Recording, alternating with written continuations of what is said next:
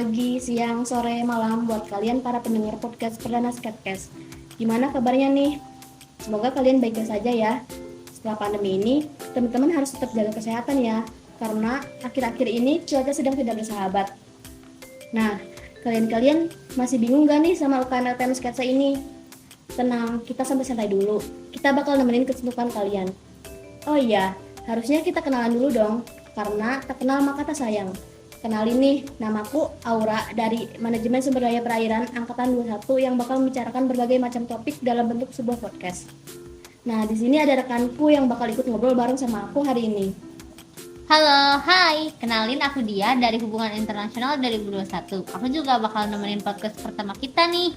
Jadi, Skatcast, karena masih perdana nanti kita bakal bincang-bincang santai membahas berbagai topik yang menarik kita obrolin di kalangan mahasiswa. Wih, keren banget ya. Ya udah yuk, gak usah lama-lama lagi. Teman-teman juga udah pada nungguin nih pasti. Langsung aja yuk, kita undang narasumber pertama kita yang kece ini.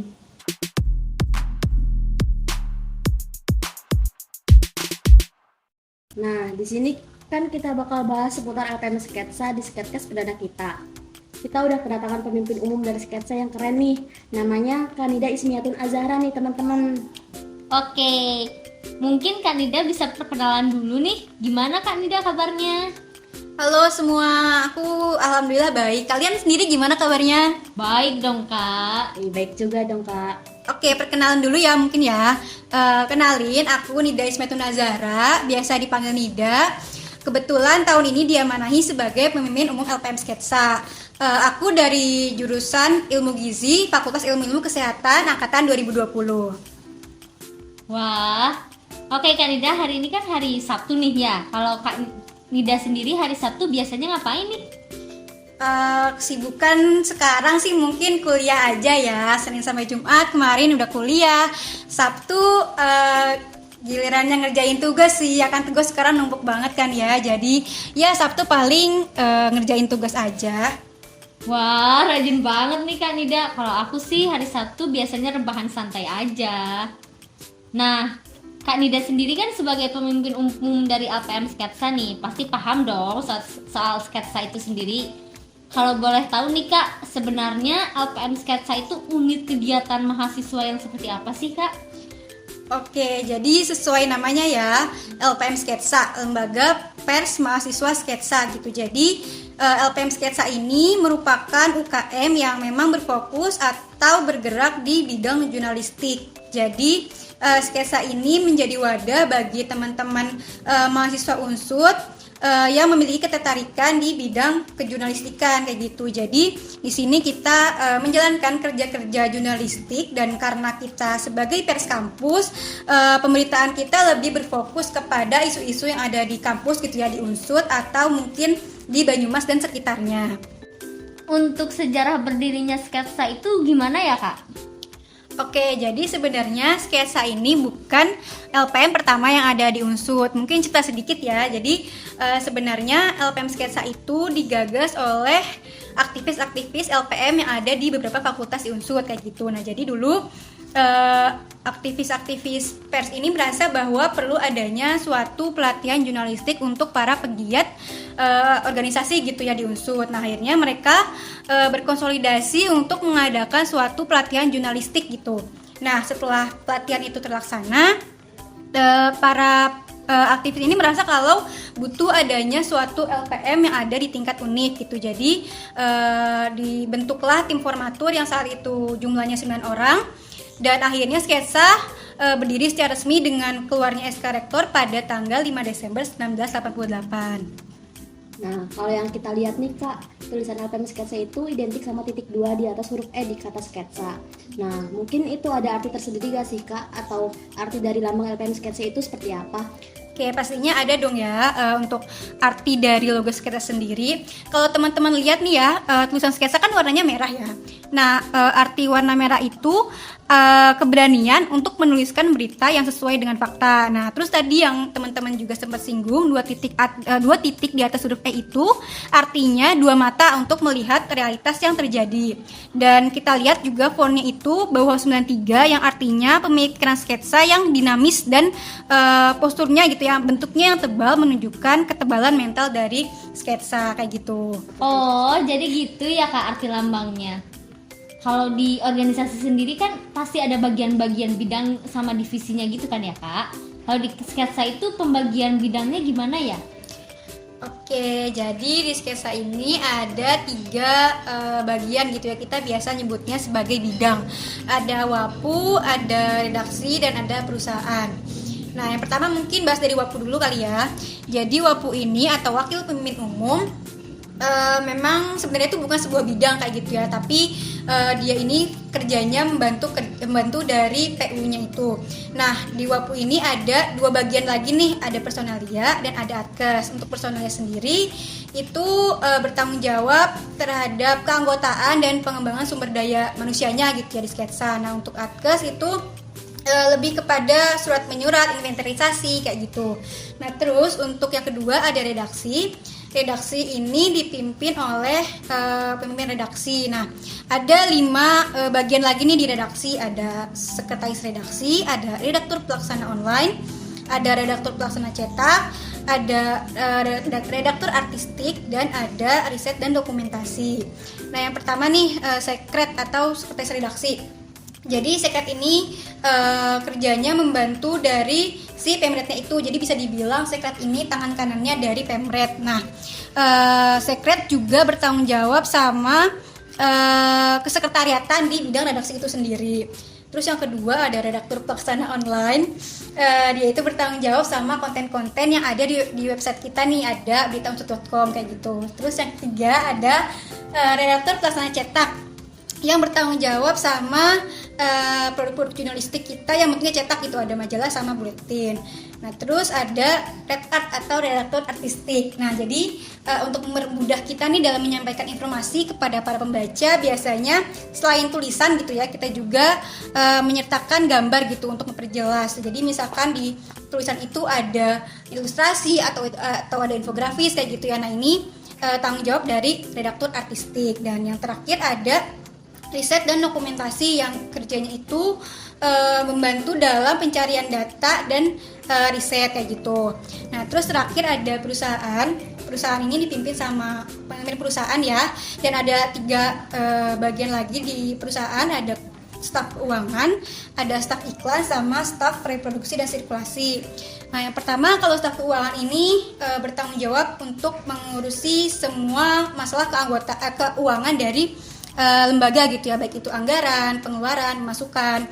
Terus yang kedua ada staf iklan yang bertanggung jawab untuk pencarian iklan. Dan yang terakhir untuk reposir itu bertanggung jawab untuk reproduksi dan sirkulasi produk-produk jurnalistik yang ada di sketsa, baik itu yang bentuknya online atau yang cetak. Wah, banyak banget ya Kak bidang dan divisi di sketsa. Nah, lembaga pers pasti ada media yang dipakai buat menyalurkan atau menginformasikan produknya dong. Kalau produk dari LPM Sketsa sendiri ada gak sih Kak? Oke, buat produk jurnalistik tadi sebenarnya udah sempat aku singgung ya. Jadi di Sketsa sendiri ada 2, ada yang cetak dan ada yang online. Nah, untuk yang online itu kita ada website gitu, beritaunsut.com.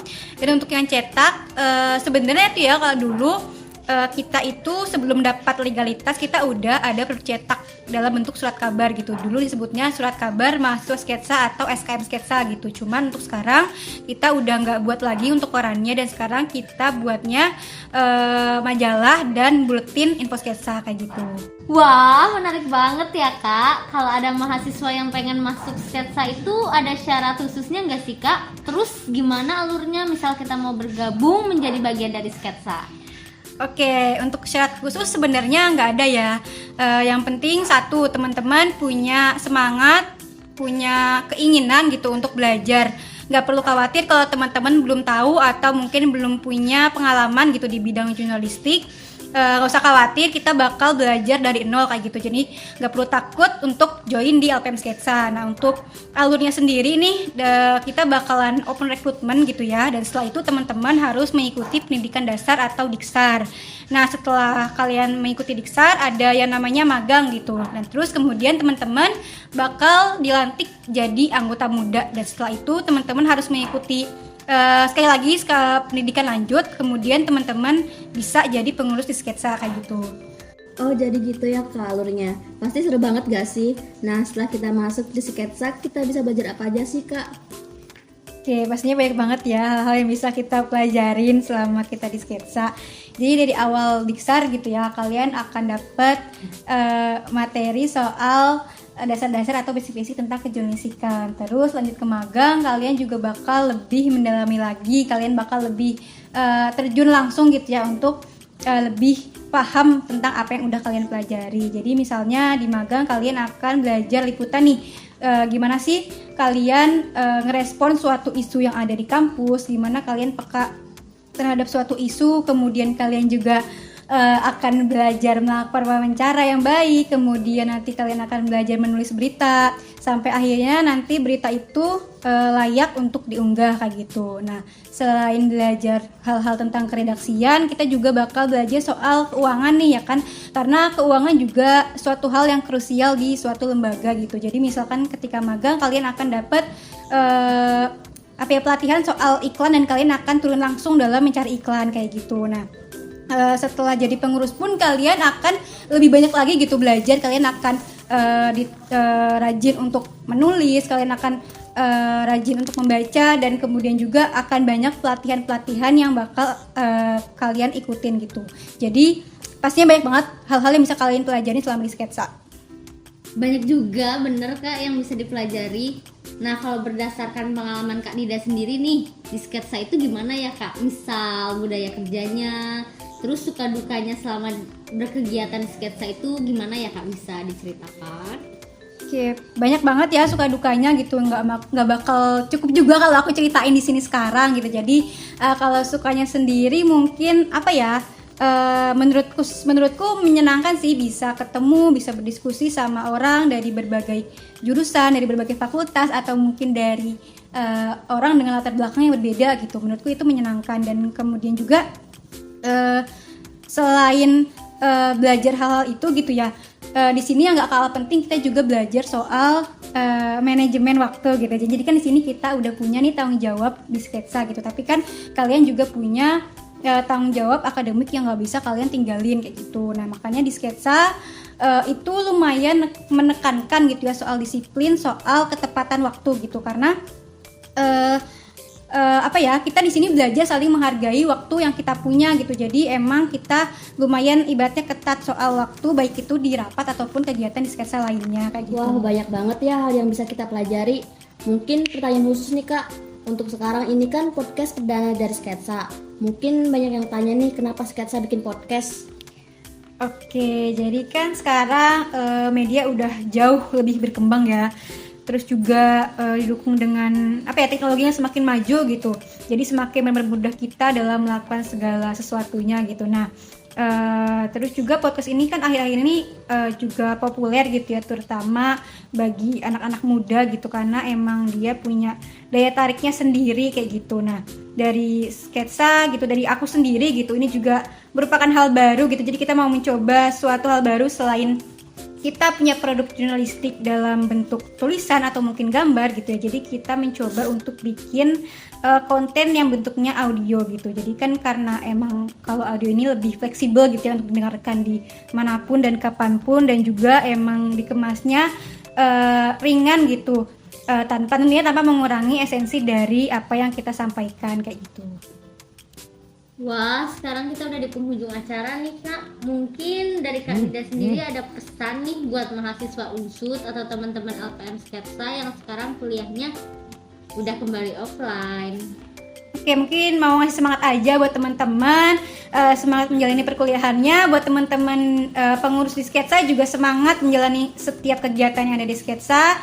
Yang terpenting jaga selalu kesehatan karena cuaca sekarang juga lagi nggak tentu ya. Jangan lupa selalu bawa payung, jangan lupa selalu makan makanan yang sehat, jangan lupa minum vitamin. Itu aja mungkin dari aku. Oke, kita udah banyak banget nih ngobrolnya bareng Kanida. Baik Kak, terima kasih banget nih karena udah ngeluangin waktunya. Oke, sama-sama. Makasih juga ya teman-teman. Semangat terus.